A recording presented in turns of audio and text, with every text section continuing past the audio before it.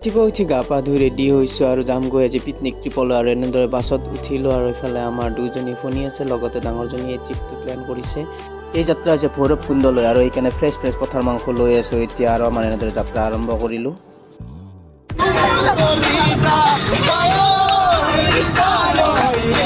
নাচ বাগান হোৱাৰ পিছত আমাক এনেদৰে ডিছখন দি দিলে, তাক দিলে মোক আৰু মোক দিয়াৰ পিছতে অলপ পিছতে দিলে বুট আৰু চাহ বাগানৰ দৃশ্য উপভোগ কৰি থকা কমলা হাতত দিলে আৰু কমলা খাই পালোঁ আমি ভৈৰৱকুণ্ড আৰু ভৈৰৱকুণ্ড পোৱাৰ লগে লগে দেখি আমি ভাল লাগি গ'ল আৰু এইফালে ধনশিৰি নদী বৈ গৈ আছে ধুনীয়া কৰি এইফালে আমাৰ খানাৰ যোগাৰ ৰেডি কৰি আছে সকলোৱে মিলি আৰু এইখন দলঙত উঠিবলৈ 20 টকা আৰু পিছফালে আছে পানীৰ ঢৌ, মাইনাই পোজ দি আছে ফটো উঠিবলৈ আৰু এইফালে বগৰী আনিলোঁ আৰু বগৰী পুৰা টেষ্টি কৰি খালোঁ। জালৰ এইফালে ছাগলী মাংস উতলি আছে, তাৰপিছত অলপ মই আউটছাইড যাই এনেকৈ ফুৰি আহিলোঁ, ফুৰি আহি তাৰপিছত দুটামান ফটোশ্বুট কৰিলোঁ। ফটোশ্বুট কৰা হোৱাৰ পিছত